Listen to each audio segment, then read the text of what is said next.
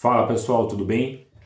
Aproveitando esse retorno do Inter desta tour em São Paulo, que foi bastante exitosa, falar algumas coisas sobre o nosso momento, o momento do clube, e que tem a ver com três assuntos nesse momento: a arbitragem, o nosso treinador, que é um enigma, e o nosso goleiro, que para mim é uma ilusão. Então eu vou começar sobre a arbitragem. E para falar de arbitragem, a gente tem que voltar ao Campeonato Brasileiro de 2020, o fatídico Brasileirão de 2020 que termina em 2021. Vocês vão lembrar que naquele final do campeonato, era a antepenúltima rodada, teve um Vasco e Inter em São Januário, que o Inter vence por 2-0, e um dos gols é marcado pelo Rodrigo Dourado de cabeça, numa cobrança de falta, que ele estava em posição duvidosa, na imagem da televisão era o famoso lance ajustado, mas por algum motivo, e possivelmente foi o sol forte, porque era um jogo de tarde, né? Era um jogo de tarde, eu sei que o VAR não funcionou naquele dia para checar esse gol. Curiosamente, o Vasco teve um pênalti marcado a seu favor, que na época todo mundo discordou, assim, era um pênalti inexistente, mas foi marcado contra o Inter, e até o Cano, o Germán Cano, errou o pênalti. Termina 2-0, mas esse jogo serve para explodir uma narrativa que estava sendo trabalhada, principalmente pelo Flamengo, né, pelos seus dirigentes que davam entrevistas, mandavam ofícios, com a história de que o Inter estava sendo beneficiado pela arbitragem naquela reta final de Brasileirão. E por partir do Flamengo, houve muita repercussão na mídia do centro do país. E não só na mídia do centro do país, né? Na mídia de Porto Alegre também teve. Se falava, por exemplo, que o campeonato estava manchado, né? Enfim, o que foi o resultado? Não sei se foi consequência direta, mas objetivamente o que aconteceu depois daquele episódio? Teve o Flamengo e Inter no Maracanã, que o Inter tem um jogador expulso por causa de um pisão involuntário, e depois teve o Inter e Corinthians no Beira-Rio, em que tem um pênalti não marcado, e principalmente um lance até agora inexplicado, em que o Abel Hernandes cabeceia a bola que ainda não estava sendo segura pelo Cássio, e o senhor Wilton Pereira Sampaio apita a irregularidade antes da bola entrar, ou seja, o lance não foi checado pelo VAR. Resultado: Flamengo campeão brasileiro. Eu não estou dizendo que foi a arbitragem que tirou o campeonato do Inter, mas com certeza o condicionamento ele teve efeito, e teve efeito em campo depois. Por que eu estou dizendo isso? Porque agora nós tivemos Inter e Corinthians pela Copa do Brasil, dois jogos absolutamente normais em termos de arbitragem, com lances que podem ser discutidos, mas não são lances assim gritantes de erro de arbitragem.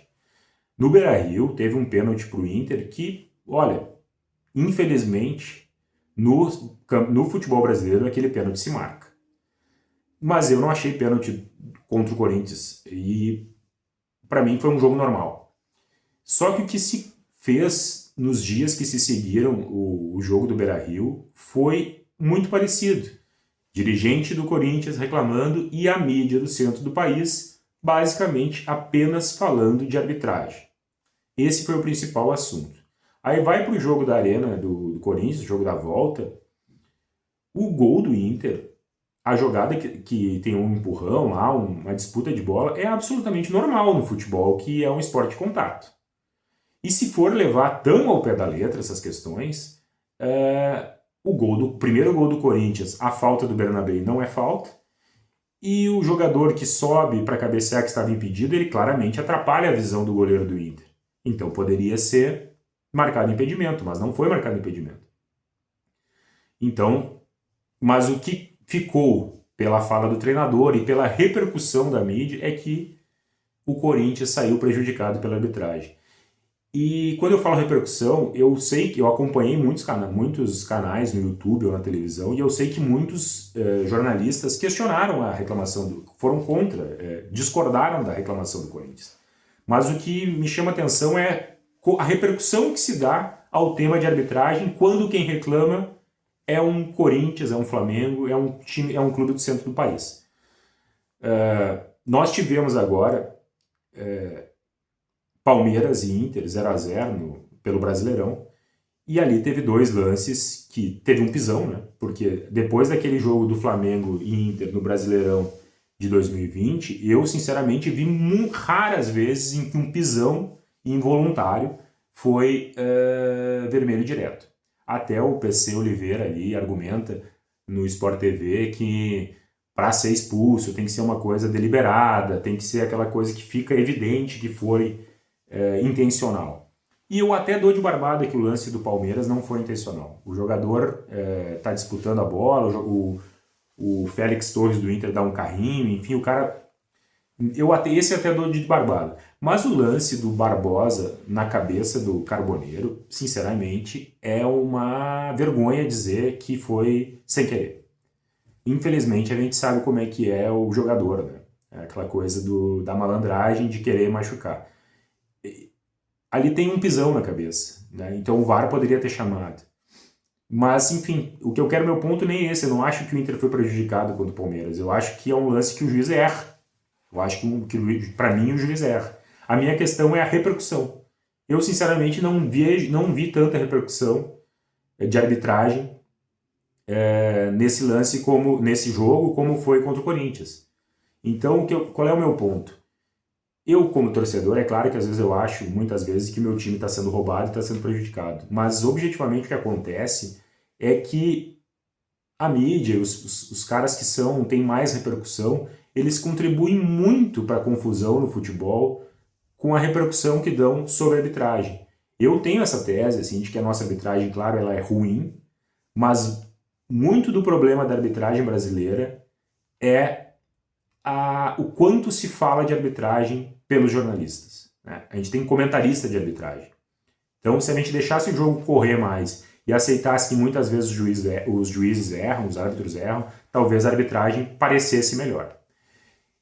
Mas me chama muito a atenção, então eu sei que esse assunto já é passado, né? Mas me incomoda assim, ver a repercussão que foi dada totalmente descabida, totalmente exagerada no enfrentamento Inter e Corinthians, que para mim foram dois jogos normais, assim, com lances que podem até ser debatidos, mas para sair dizendo que o Corinthians foi prejudicado, vai uma distância muito grande, né? Mas, e comparando com o jogo contra o Palmeiras, que o Inter então o Palmeiras poderia ter jogadores expulsos, mas não teve, o Inter poderia sair esperneando e eu tenho certeza que a repercussão não seria a mesma. A repercussão é maior para os clubes do centro do país, especialmente Flamengo e Corinthians. Infelizmente é assim e, sinceramente, não acho que é a teoria da conspiração. Acho que é o fato de que os caras estão lá nos estúdios em São Paulo, no Rio, mas estão falando para todo o Brasil. Só que só falam do ponto de vista dos clubes de lá. Então, acho que fala um pouco sobre o nosso jornalismo também. Tem muitos canais e programas que são nacionais, né? Se pretendem nacionais. Então, se espera que tenha um pouco mais de equilíbrio, né, nessas horas. Mas, enfim, isso é passado. O Inter agora volta de São Paulo classificado para as quartas de final da Copa do Brasil e com um ponto contra o líder do Campeonato Brasileiro, o que é bastante interessante. Mas ainda me preocupa muito o que se passa na cabeça do senhor Pesolano. Ele está sendo muito elogiado porque ele tiraria leite de pedra desse grupo do Inter. E eu concordo parcialmente com essa afirmação. Eu sei que o elenco do Inter é limitado, mas eu acho, sinceramente, que essa limitação ela é mais numérica do que de qualidade da espinha dorsal, digamos, do time. A espinha dorsal do time titular do Inter não é ruim. Não é ruim. O Inter, eu já falei nos vídeos que ninguém assistiu, mas eu já falei que outras circunstâncias explicam o quase rebaixamento do ano passado. O que não quer dizer que o elenco não seja limitado. Ele é limitado, tem jogadores ali insuficientes mesmo no time titular. Mas acho que o problema maior é de quantidade. Eu acho que o problema maior é de quantidade. E o Pesolano, de fato, é um bom treinador. Eu acho que ele entende o jogo, ele tem opções, mas ele me lembra o Kudê num aspecto positivo e num aspecto negativo. No aspecto positivo, ele me lembra o Kudê na capacidade que ele tem de potencializar alguns jogadores. Lembrando esse Brasileirão de 2020, o Cudê colocou o Thiago Galhardo na seleção brasileira, né?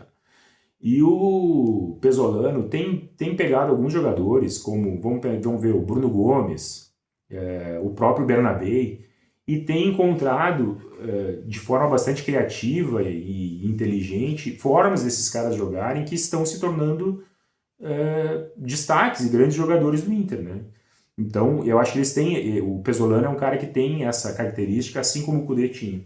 Mas eles têm outra característica que, para mim, é negativa. E talvez se explique pelo fato de que são estrangeiros e do Uruguai e da Argentina, onde acho, né, posso estar errado, mas acho que a questão do rebaixamento de um clube grande, ele é bem mais difícil, né? É bem mais difícil que um clube grande seja rebaixado no Uruguai ou na Argentina, só se uma hecatombe acontecendo. Então, o campeonato nacional de pontos corridos não chega a ser um problema para esses caras.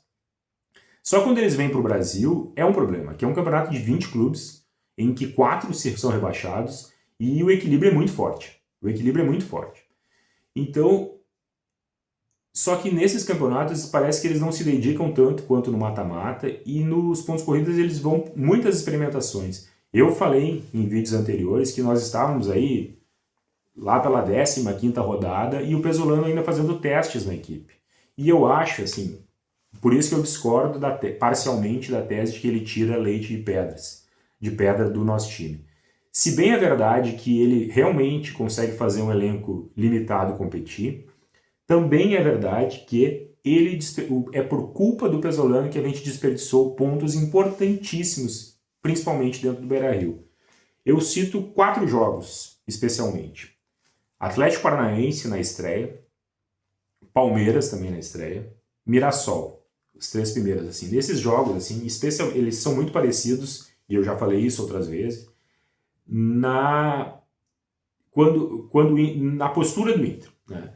O Inter jogando muito para cima, com a sua zaga lenta, super exposta. Então, perde para o Atlético Paranaense nos contra-ataques, perde para o Mirassol no contra-ataque. O Palmeiras, claro, é um pouco diferente, porque é um time de mais qualidade, mas Atlético Paranaense e Mirassol, sinceramente, não. Vamos para a parada da Copa do Mundo, voltamos, Inter e Cruzeiro. Inclusive, eu estava no Beira-Rio nesse dia. A mesma coisa, assim, a mesma fórmula que deu errado, o time lá na frente e nossos zagueiros ali, que no caso foi o Maripan e o Mercado, totalmente expostos, o Cruzeiro com ataque rápido, gol dos caras logo em seguida. Tanto foi ruim que o Maripan já estava sendo comparado ao Rohel, e realmente ele lembrou no estádio, porque correndo para trás com dificuldade de correr. Assim. Teve aquele lance lá do Rohel tentando correr, que parecia que ele tinha sofrido uma lesão, mas não, era só uma dificuldade dele de correr mesmo. Então eu fiquei muito indignado com o nosso treinador, depois de ter se provado que esse esquema não estava dando certo, ele ter passado o tempo da Copa do Mundo de treinos e voltado com aquele mesmo esquema. Aí parece que agora, com o retorno já em andamento, ele descobre então que o Inter tem que jogar mais equilibrado. Mas ele teve outras oportunidades para perceber isso. As vitórias do Inter contra a Chapecoense e contra o Fluminense, por exemplo, no Beira-Rio, são exemplos de que o Inter pode jogar, e contra o Vasco também. Dizem assim, o Inter deu a bola pro adversário. Em parte é verdade, mas o Inter, eu acho que mais importante é que o Inter fez um jogo equilibrado, sem se jogar para ataque e ir atacando aos poucos, fazer um gol, eu sempre falo, faz um gol, depois faz outro e joga seguro, sem expor a tua zaga, que no caso a nossa é lenta. Quando é o Maripan e o Mercado são dois bons jogadores, mas é uma zaga lenta. E quando entram os reservas, aí além disso ela perde em qualidade. Então, por que expor isso? Para que expor essa defesa? Então, parece que agora ele descobre, né, então, uma fórmula de que o Inter consegue ganhar.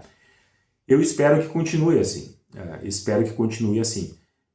E torço muito que essa classificação na Copa do Brasil e a volta de São Paulo com um ponto contra o líder façam com que o Beira-Rio na próxima segunda pulse, né, e a torcida ajude, né, uma torcida que ajude, que não fique nervosa, que eu acho que é um problema do Beira-Rio, né, nos últimos tempos. O jogo não flui e a torcida começa a ficar nervosa e passa o nervosismo para dentro do campo. Então eu espero que a dona popular também ajude a empurrar o restante do estádio com músicas que as pessoas saibam cantar, né? É sempre importante, e que a gente consiga então embalar, né? Finalmente, pelo menos para respirar um pouco na tabela do Brasileirão. Mas por último, assim, não quero ser corneteiro, eu acho sinceramente que o nosso goleiro é um problema, tá? E tende a nos dar problema nas próximas partidas. Mas infelizmente é algo que não tem mais o que fazer, né? Porque o Rocher não vai jogar, o Antony pelo jeito foi arquivado e que o goleiro nosso vai ser mesmo o Matheus Cunha, que falha clamorosamente nos 2 gols contra o Corinthians. Ele parece ser bem posicionado, enfim, mas eu acho bastante lento. No jogo de estreia dele, eu não lembro agora qual foi, mas me chamou a atenção de ele fazer muitas defesas com os pés. Então, um cara que parece não ter aquela postura de goleiro, né? não tem aquela agilidade exigida do goleiro. Mas, enfim, vai ser o goleiro do Inter e talvez seja mais um motivo porque a gente proteja mais a nossa defesa e não fique tão exposto, permitindo tantos arremates do adversário. É isso por enquanto, pessoal. Um abraço.